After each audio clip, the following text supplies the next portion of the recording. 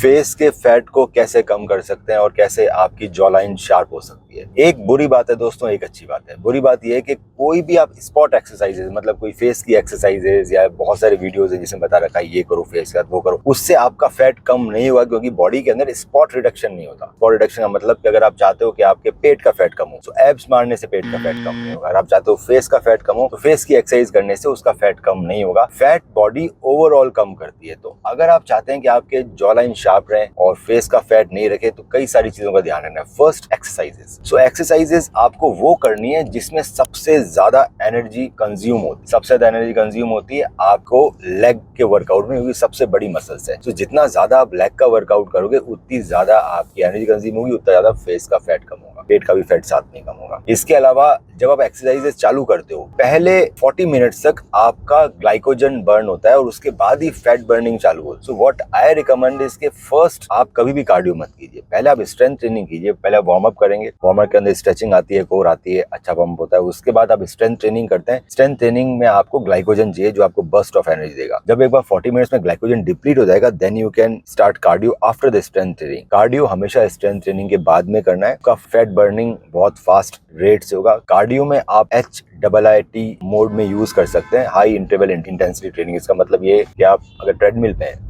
सो आप 1 minute fast दौड़िए, फिर 1 minute slow. Cycling पे तो सेम आप कर सकते हैं। इसके अलावा फंक्शनल ट्रेनिंग कर सकते हैं कार्डियो में, जिसके अंदर बॉडी वेट मूवमेंट्स और वो सब आता है। सेकंड थिंग, डाइट का बहुत बड़ा रोल है। मेरे लिए जो बेस्ट वर्क करता है वो करता है इंटरमिटेंट फास्ट। इंटरमिटेंट फास्टिंग आप कर सकते हैं। अगर आप रात का मील स्किप कर सकते हैं बहुत अच्छी बात है। अगर नहीं कर पा रहे हैं रात का मील स्किप तो आप मॉर्निंग का ब्रेकफास्ट आप पोस्टपोन कर सकते हैं। मतलब मैं सुबह कुछ नहीं खाता, जस्ट एक ब्लैक कॉफी या फिर green tea, I go to work, और जब मैं वापस हॉस्पिटल से आता हूँ, अब वो 2 बजे हो 3 बजे हो, तो मैं उस समय अपना फर्स्ट मील लेता हूँ। तो डेफिनेटली 16 आवर्स का फास्टिंग बहुत अच्छा है। कुछ लोग कहते हैं रात का मिस करो, बहुत ही अच्छी बात है। नहीं कर पाए तो कम से कम मॉर्निंग का मिस कर दो। स्किप करने का मतलब ये नहीं कि आप ब्रेकफास्ट स्किप कर रहे हो, आप ब्रेकफास्ट पोस्टपोन कर रहे हो। जो पहला मील रहोगे वो आपका ब्रेकफास्ट है। आप 7 बजे की जगह उसको 2 बजे ले सकते हो, 3 बजे लेते, 4 बजे ले सकते हो शाम को, ताकि आपको 16 से ज्यादा आवर्स का फास्टिंग विंडो मिले। आप एक चीज कर सकते हो कि आप अगर फाइबर ज्यादा खाओगे तो आपका फैट ज्यादा कम होगा। फाइबर में आती है सब्जियां, फाइबर में आती है oat bran. So what I recommend is कि आप जो भी आपकी डेली सब्जियां आ रही है, आलू और उनको छोड़ के जिसके अंदर फाइबर कम होते हैं, बाकी जो भी ग्रीन वेजिटेबल्स हैं उनको आप उबालिए और पीस के पी जाइए खाने से पहले बड़ा कप। तो खाने से पहले अगर आप बड़ा कप आपने सब्जियां उबाल के पी ली, उसके अंदर आप अपने नमक, काली मिर्च, नींबू और सिनेमन डाल सकते हैं। सिनेमन इज एंटी एजिंग, वो डाल देंगे तो आपका पेट फुल हो जाएगा। एक तो आप रोटी और चावल कम खाएंगे, दूसरा आपको बहुत सारे न्यूट्रिएंट्स मिल गए। बहुत सारी सब्जियां खा ली आपने बिना किसी